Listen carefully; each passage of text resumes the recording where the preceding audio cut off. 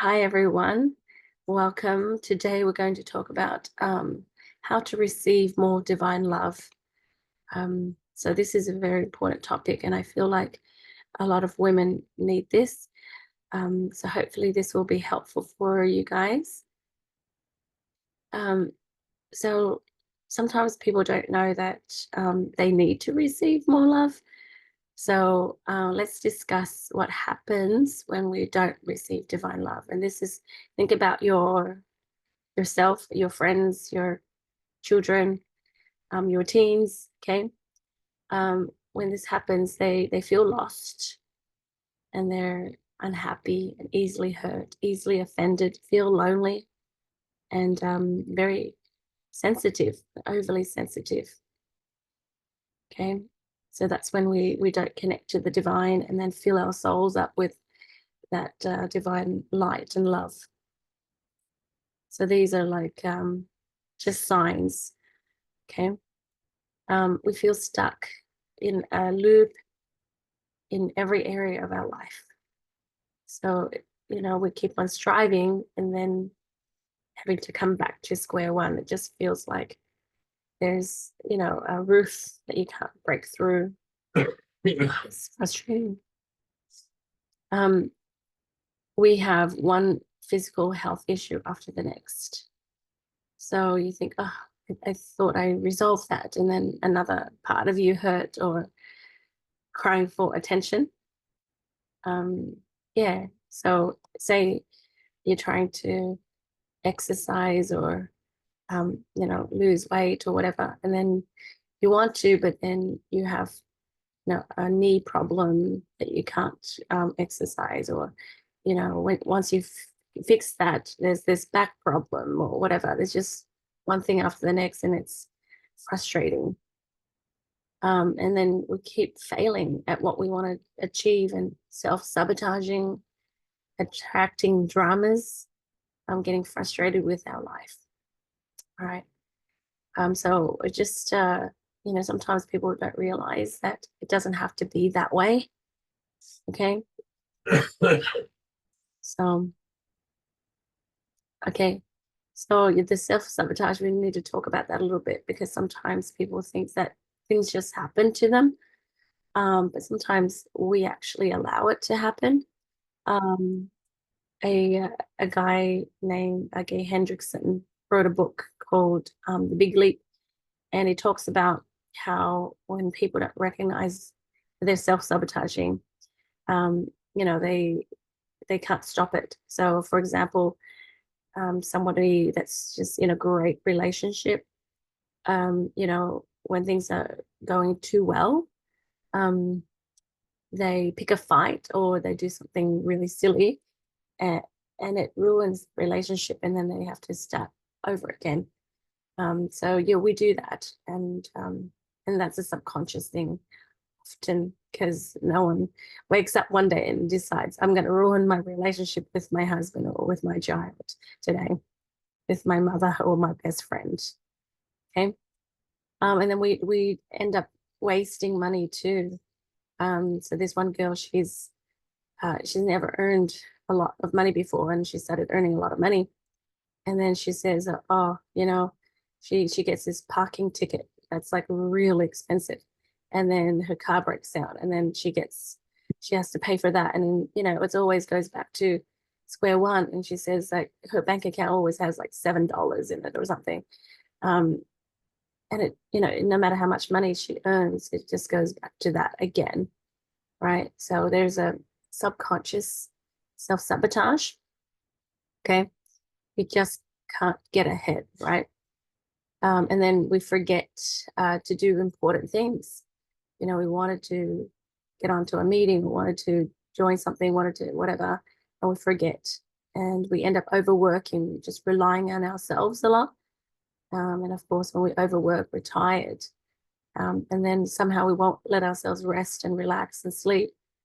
I was helping a lady a few months back, and she's, kind of semi-retired, and her child's grown up and married, and she says really she doesn't have much to do, um, but she just can't sleep. She can't take herself to bed early. She's just so used to staying up, and she just starts making up things to do because she's never used to letting herself rest and relax. Okay. So sometimes we think, oh, only when I have more time, I can go to bed early or whatever. Even so, we have to train ourselves.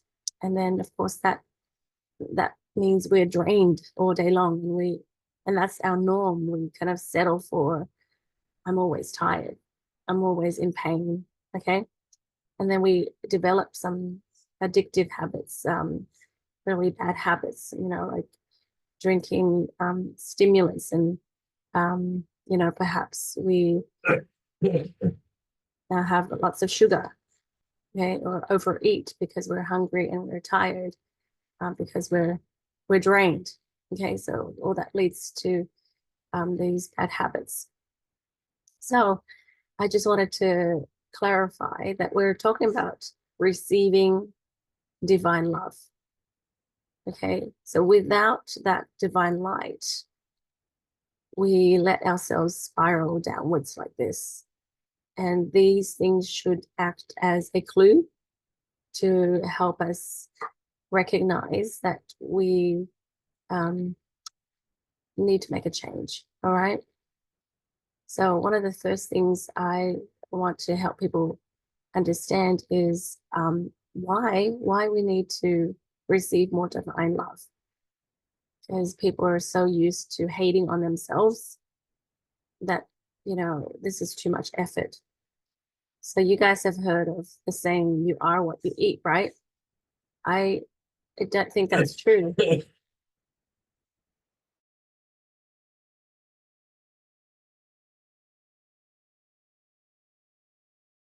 Sorry, here's my husband coughing. So anyways, instead of you are what you eat, because that's not 100% true. It's you are what you absorb. Sometimes we let good stuff pass through us. So it could be physically, we let nutrients pass through us without benefiting us, or we could let opportunities and good stuff, good friendship, good things, good money pass through us. Okay. So this is more accurate because we have the power to command the elements inside our body. Okay. So, yeah, if you guys have any comments, go ahead and stop me or raise your hand there. Okay. So, this is a lot more accurate. What are you absorbing? Okay. What are you absorbing? I should put ing there. So when we don't have this self-love, our body doesn't let our cells absorb nutrients. We, somehow are nutritionally deficient. You might be iron deficient or calcium deficient.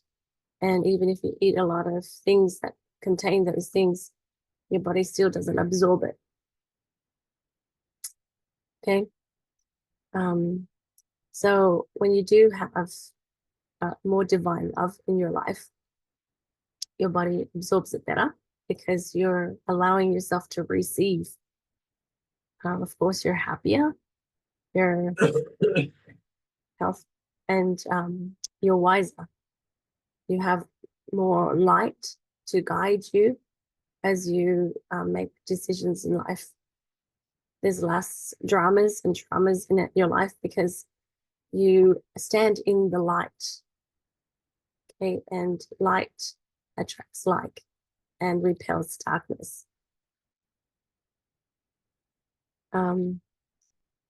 We will attract more goodness in our life, just things that we want. Okay, we're not repelling it. We're able to see good opportunities and take that on board. Sometimes people are blind to the blessings around them. Like good friendships, they doubt those people's intentions or opportunities to get a raise or get more money. They let it pass them by, and then we're able to create more powerfully. A telltale sign that we are not receiving divine love is that we're not creating powerfully with God. Okay, we're just victims to whatever happens in our lives. Okay, anybody want to comment?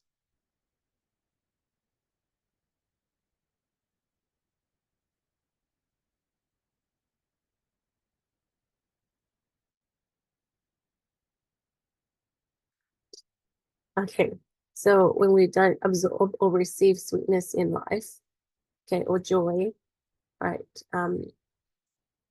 certain signs tell us it's time for us to change, okay? One of the things that I feel really like inspired to share is the sugar addiction in the world, okay? Um, you know, we eat more sugar because it's a substitute for a lack of sweetness in our life. Sometimes people say, well, I just have a sweet tooth. That is not a good excuse. You need to kind of like explore that a little bit instead of just accept that that's who you are. Okay.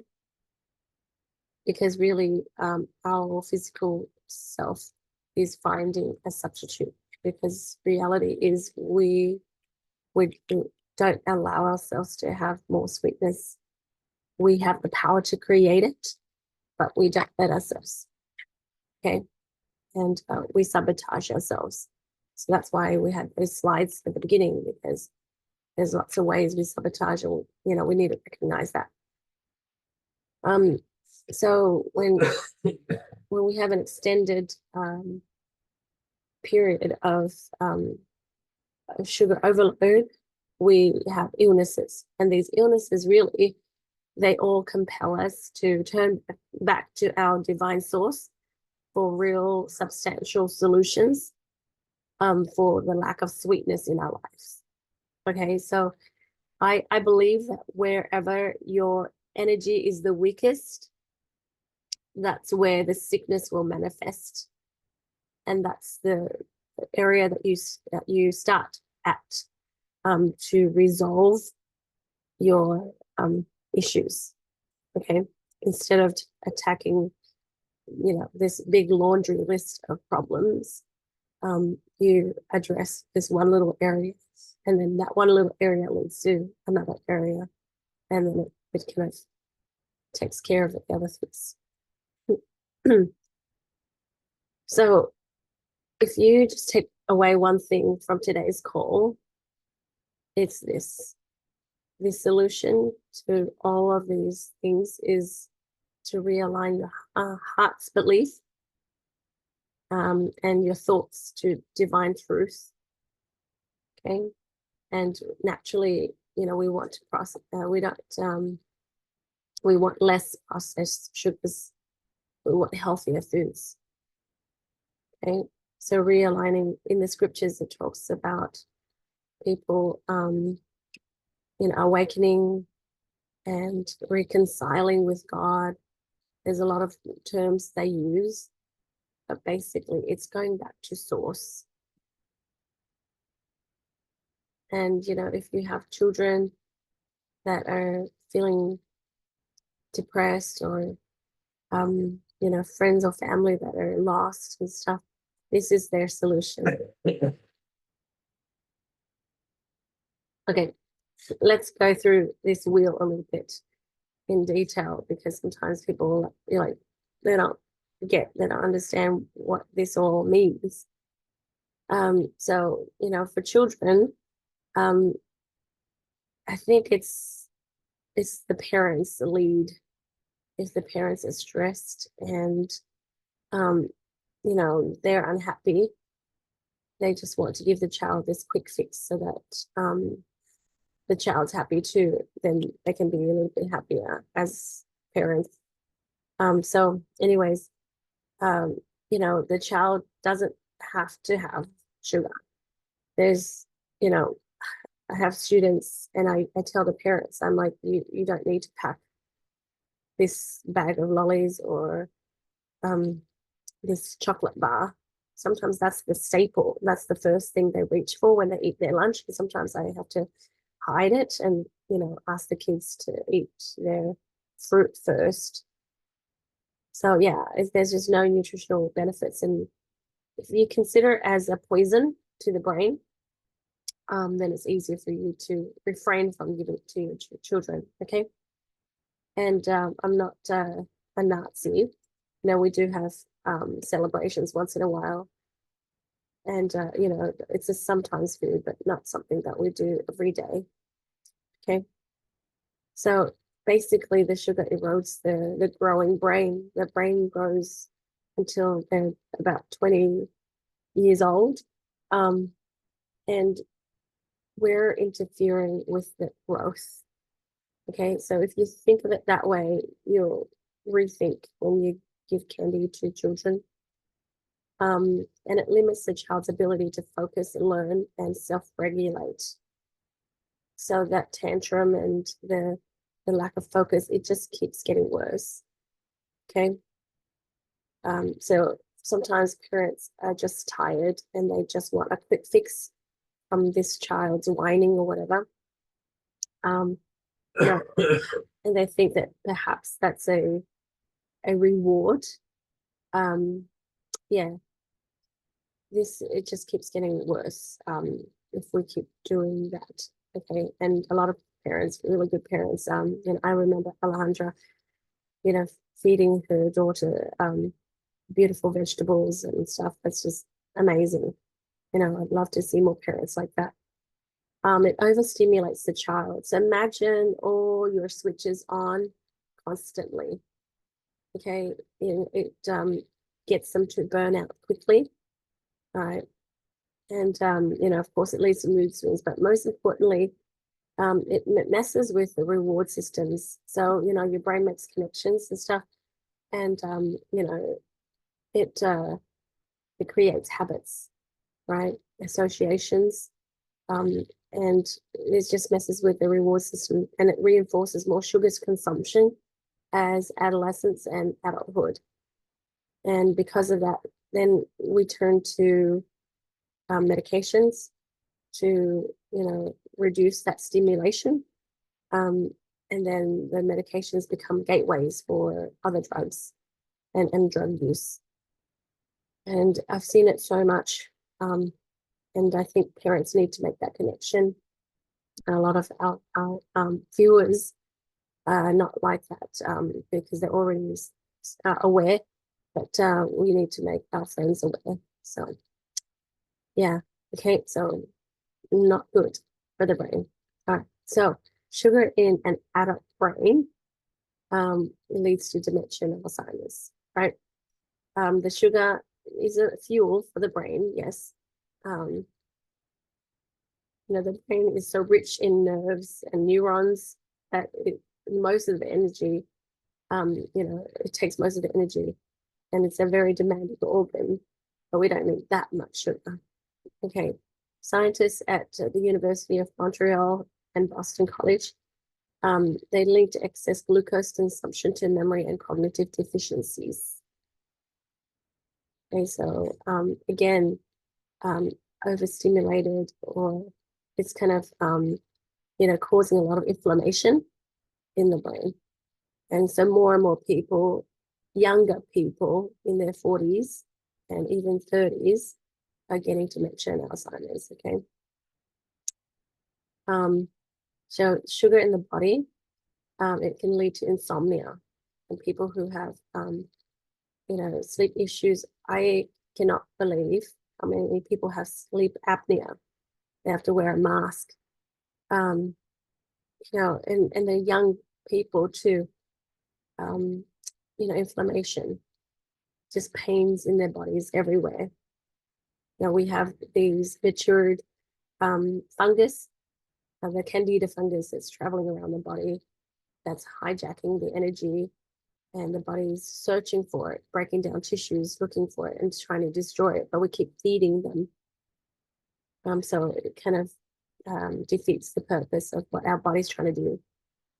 And then, of course, when these cells are, the fungus is infiltrating our cells and things, it creates rogue mutated cells, and then we call that cancer. Okay. So aging, the skin is composed of collagen and elastin, which makes the skin supple and soft. The sugar causes cross-linking of collagen, resulting in stiffening and loss of elasticity of our skin. Our skin becomes more sensitive to the sun and develops age spots. The more sugar we have, the more our skin starts to suffer. So we age prematurely. Okay. So, you watch your skin, it'll improve as you reduce the consumption of sugar. It's unfortunate because it's in a lot of our foods. So that would mean that we need to start preparing our own food and substituting sugar with other natural things. Okay? And of course, most people know that sugar on our teeth leads to cavities.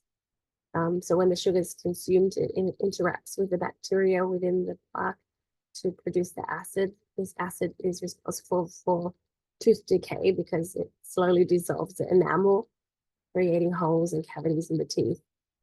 And tooth decay is bad, but it eventually leads to abscesses, which is infections down where the gums are, and it really may result in losing teeth.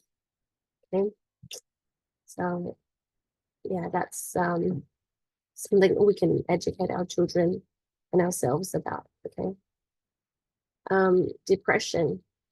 I think sometimes people think that they just get depression, they just catch it, or it's just like this health problem that they struggle with, and it's something that they couldn't help. I think we can help it. Some part of it is a divine discontent. You're not doing what you're supposed to be doing. You're self-betraying maybe, and your energy is telling you maybe we need to change things up. Maybe it's a natural consequence of our actions. So we need to kind of be responsible and be a little bit more self-aware. But also, when we have a high sugar consumption, it's linked to the cognitive impairment, memory problems, and emotional disorders like anxiety and depression. The good gut bacteria manufacture about 95% of the body's supply of serotonin. Okay, and the good bacteria is in your gut. Okay, so and that influences your mood and all this GI activity.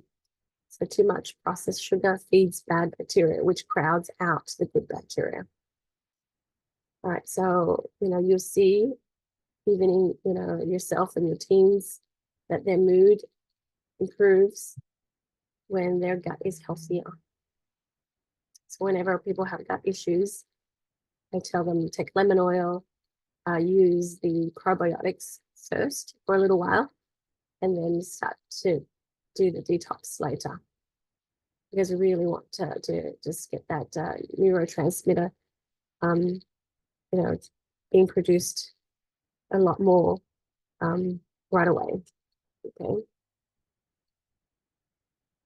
So for the eyes, too much sugar, high levels of sugar can damage the retina blood vessels. That's in the back of the eye, right? It results in the creation of abnormal ones. And when new blood vessels grow on the iris, it can cause an increase in eye pressure and glaucoma. Okay, so yeah, it's not just sugar doing that. It's us not seeing sweetness and joy in the world. Can you guys see that? Yeah, if you recognize that. So we heal energetically by receiving more divine love, right? And when we do that, we want less sugar anyways. And then, you won't be able to see all this sweetness in your life. And then the eyes improve. Yeah, diabetes. The insulin is a hormone made by the pancreas that helps glucose get into your cells to be used for energy. Diabetics don't make enough or any or insulin, or doesn't use the insulin properly. Okay, the glucose then stays in the blood and it doesn't reach your cells to make that energy, right? So diabetics raise the risk of damage to their eyes, kidneys, nerves, heart, and some cancers. And again, this is a sign, an opportunity for us to pause and see the sweetness in our lives and allow sweetness in, and create the real sweetness from the real sources. Okay, that's lasting, substantial sources. So I believe the solution is simple. When you're in it, it feels like life is complicated and these health problems are too big beyond you. I've had people with diabetes, from off the chart high levels to, almost normal within 3 months. I have people telling me that, my uncle, it took him a year to heal himself and the doctor took him off his medications. So there are solutions. That's the beauty of what God has given us, and the solutions lay with you. So let's ask the question: How do we receive divine love? Does anybody want to add to this or say what they think we should do, or we could do it to receive more divine love? Maybe you have a story.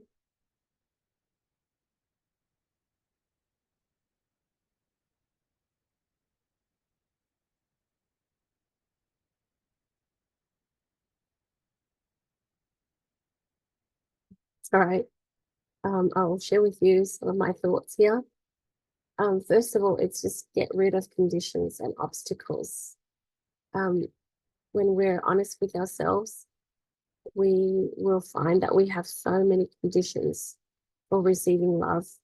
We tell ourselves we're not worthy, we're not good enough, we're not smart enough, pretty enough. We just make up a lot of conditions that become the obstacles for why we can't receive more divine love. Okay, so just recognize those self-imposed limitations, and know that it's not a race or a competition. That life is just between you and your Heavenly Father. Okay. So, when you write down, I'm not smart enough, then you realize, oh, I can cross that out. It doesn't matter if I'm smart enough or not. Heavenly Father will tell me what to say and what to do. I'll be able to move forward and serve humanity. I'm not pretty enough. Well, who determines what pretty means, right? Oh, I've made mistakes in the past. I'm not a good person. I tell people, well, check in with the Lord. Is that his opinion of you, that you're not a good person? I feel like in general, most people are good, but sometimes they make bad decisions because they don't know that bad decision is not good for them, or they are just self-punishing. Okay, but most people are good people. Yeah. So one of the quickest ways we can start receiving love is to stop trying to punish ourselves. I tell my kids and my friends that we're not God. We cannot decide to execute punishment. We're not done with our lives yet. We're still in the middle of it, and growing and changing. So who are we to take God's job, right? And really, God is not out there seeking to punish us anyways, right? The natural consequence is sufficient. He's actually seeking to give us grace and mercy.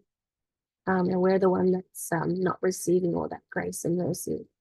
He just wants us to have a desire to be better. So, stop being so hard and critical of yourself. When we're critical of ourselves, we think everybody else is critical of us. We're so worried about what everyone else thinks of us, and we're imagining and assuming that people say all these nasty things about us. But as soon as you stop that dialogue, suddenly it feels like nobody is saying anything bad anyways. Yeah, all that stops. Okay, so it's us that is the one that is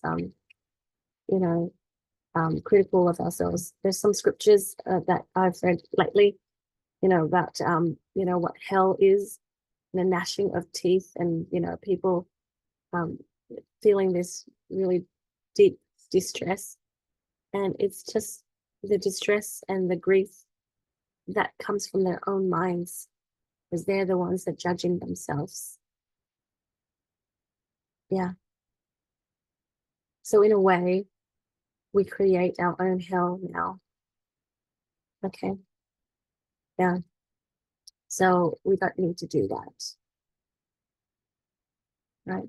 So stop creating more conditions why you're not enough.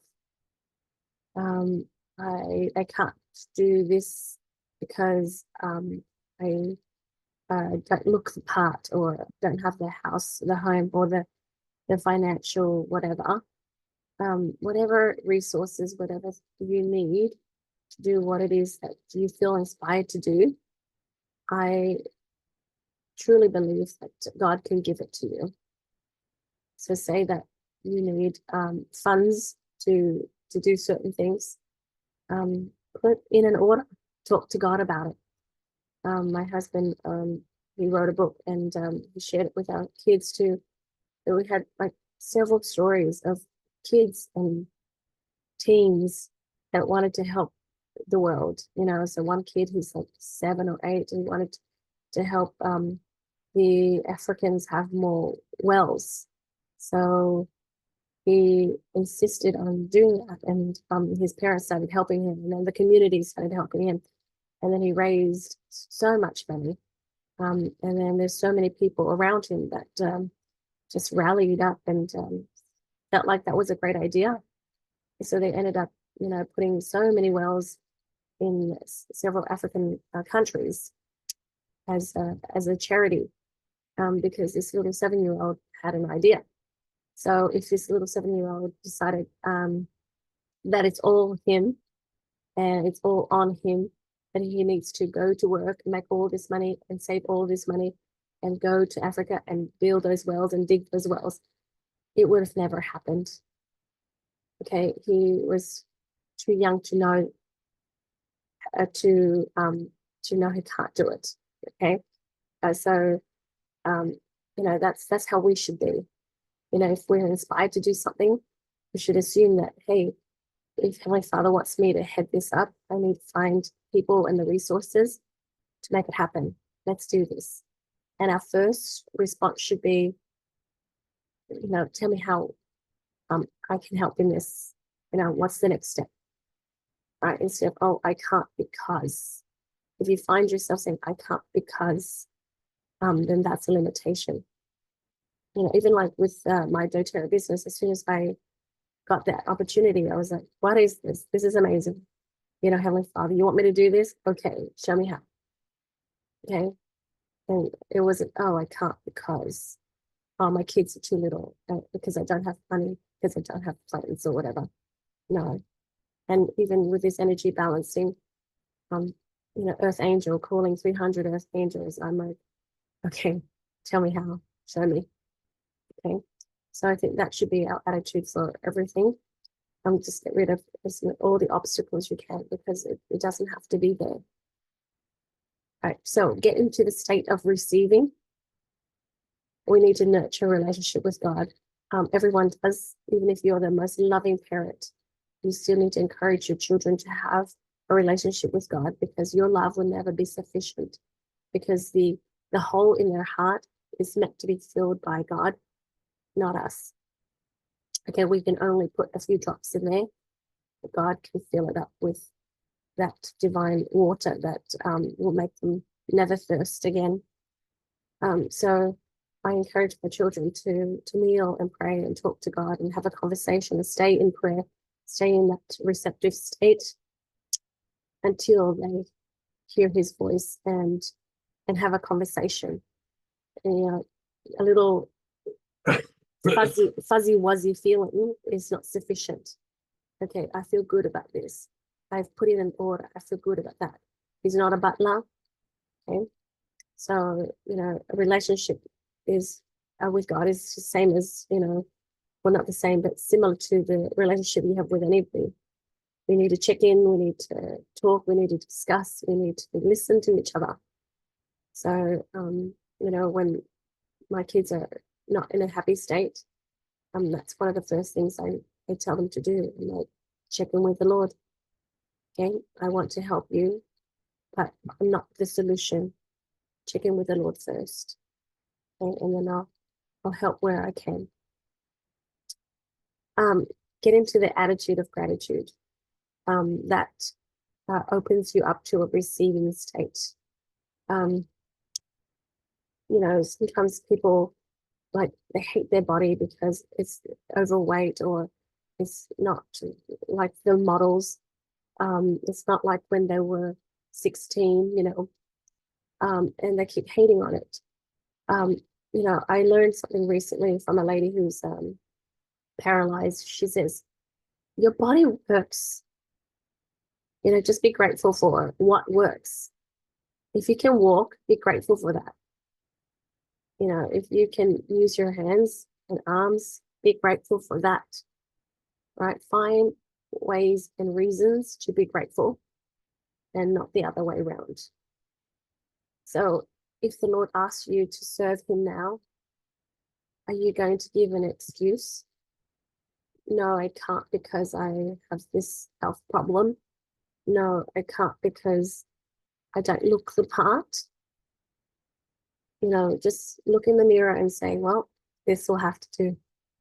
I'm happy and grateful for this. I got this. I can do this. Right? So, you know, that's about the body, but, you know, your house and your home, we should all find lots of reasons why we are grateful. And when we have gratitude, we are given more. And remember that love is a law, not a reward. Sometimes we hold love out.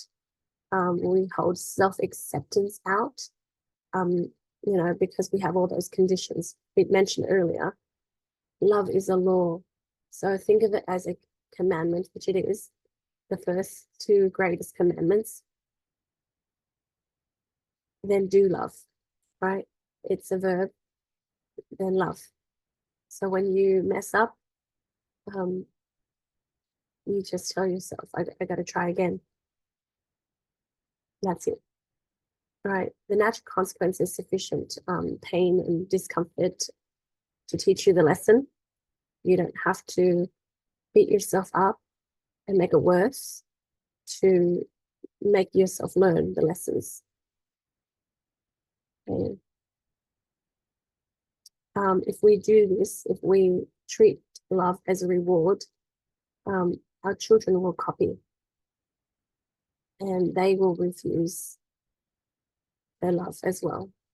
And it'll be hard for them to attract good friends and goodness into their lives. So it needs to start with us. And, you know, we need to come up with different ways, just journal and come up with different ways of receiving love. When somebody praises you, say thank you. Don't divert it. Don't push it away. When someone gives you things, assume that it is because they love you. Yeah. Choose to open up to love. I've had friends that I try to help them, and for the life of them, they cannot fathom somebody going out of their way to love and serve them. So they assume that we have this alternate intention, an alternative motive. We need to get something from it. And, I am so sad that they may think that, because, sometimes when your cup is so full of divine love, you just look around and you want to help people. You just want to share some of that love with people around you, because your cup is so full and overflowing, you just can't help yourself. And because their cup is empty, they can't fathom that somebody would care enough for them to simply love them and give things to them. I want to tell a quick story of a little boy in my class. When he was born, his mother wasn't ready to be a mum, so she gave him to her own mother for 3 years. So she didn't have any contact, or she didn't bring him up for 3 years. And finally, when he was about 4, she took him back. And she didn't know what to do with him because she didn't have a relationship with him. And he hasn't learned to receive love. I think the subconscious mind rejected love. So this little boy, when he started school around 5, he couldn't learn. His mind couldn't open up to learning because his fundamental need of love wasn't met. So the teacher, like I talked to his teacher, all year long, we try to teach him 5, like count 5 on your finger. How many fingers do you have? He has to start back at 1 again every time. And he could not, for a whole year, trust the count. He could not. And recently, so it's been another 6 months with me. So now I'm his teacher. The principal, she actually walks to his home and picks him up in the morning because the mum can't be bothered to take him to school sometimes. So he comes to school on average 2 to 3 days a week. So we were not happy with that. We wanted him to come to school every day. So the principal made an effort to just come to school and come to his home and walk him to school, because he doesn't live very far from the school. And it's only about 2 weeks now. It's only been about 2 weeks. And this little boy, I watch him skip to school with the principal. And he's just constantly chattering. And, I had a conversation with him too. I just kept on telling him that he's a good boy. He's a good kid. Last week, he learned to count to 30.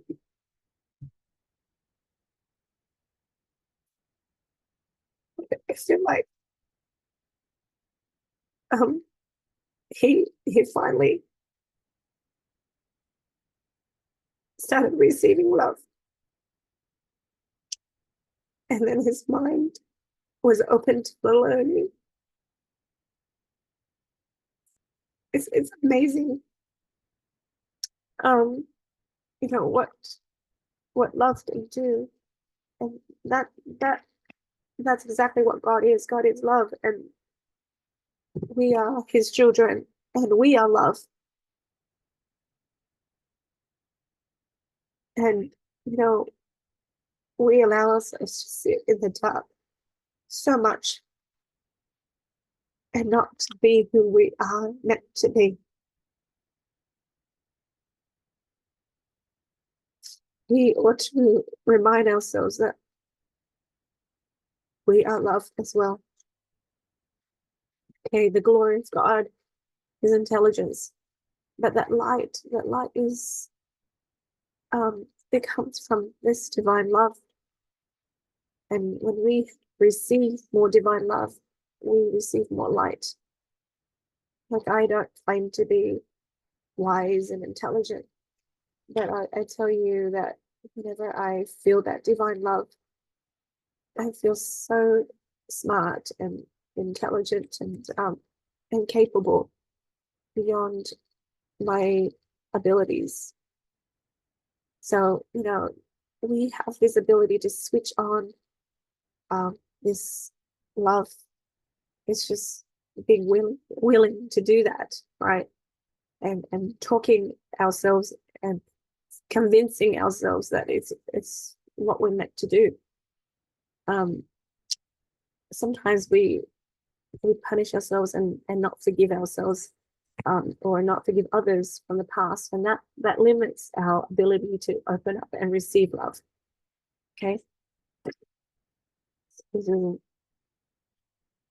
Um, so, if that's the case, and if you know how to do the energy balancing session on yourself, go ahead and just do a session on something that you find hard to let go of.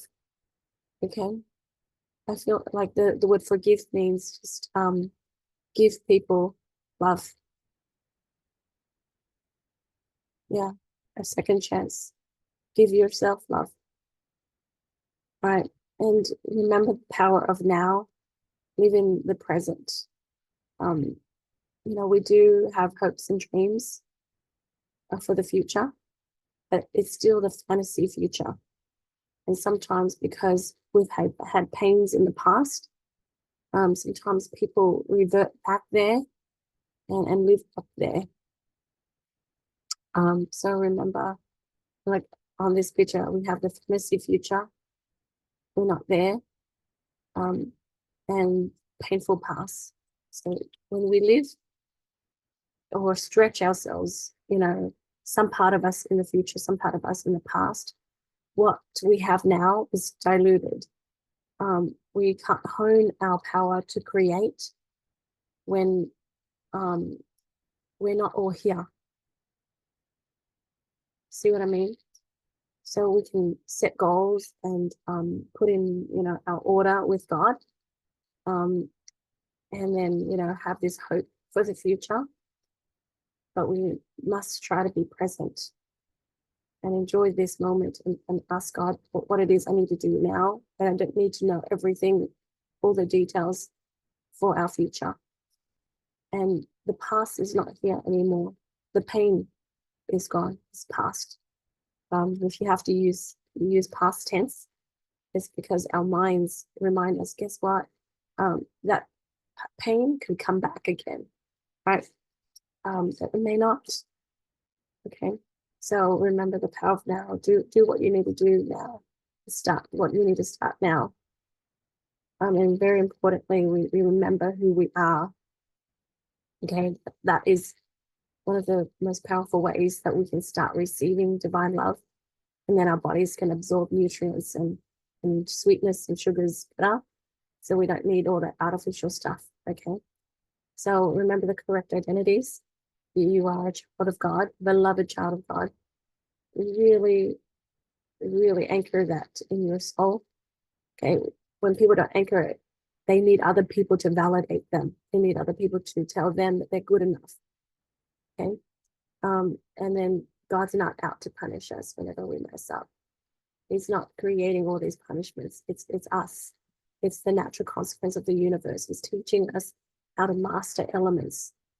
Okay, so that we don't accidentally create chaos. He's not that policeman that is, trying to get you.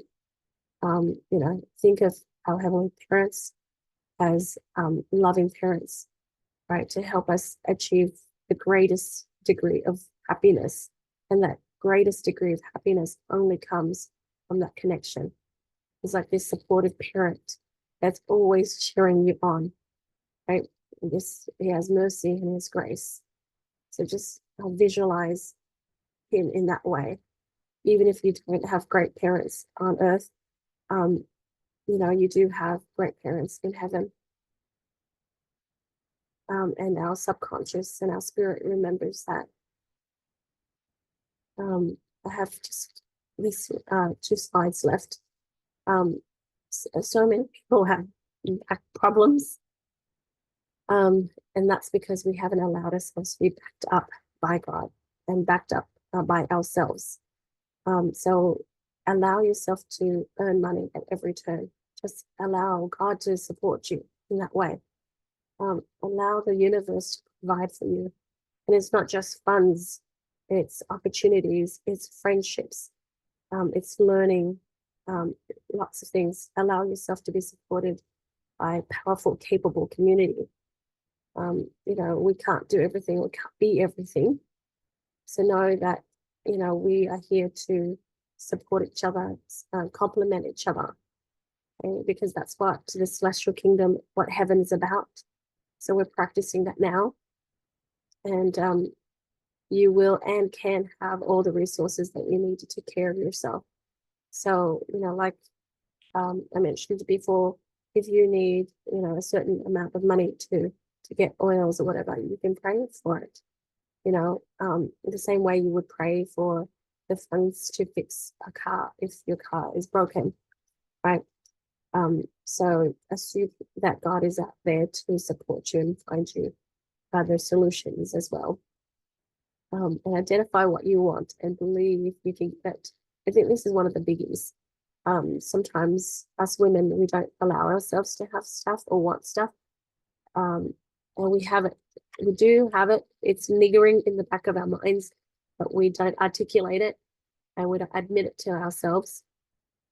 And then we are, surprised why we don't get these things because we haven't asked.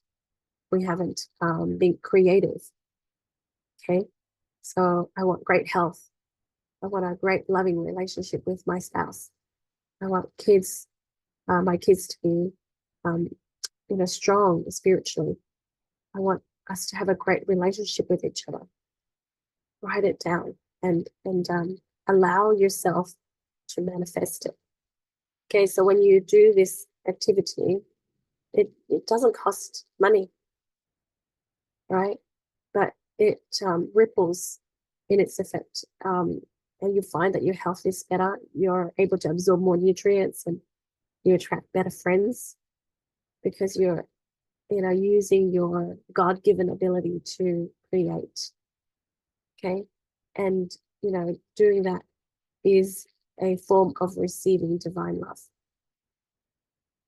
Does anyone have anything to add, to say?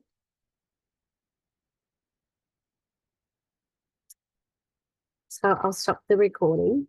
Thank you, Amanda, for that comment. Yeah, so if you want to say anything off the record, I'm going to stop the recording so we can chat.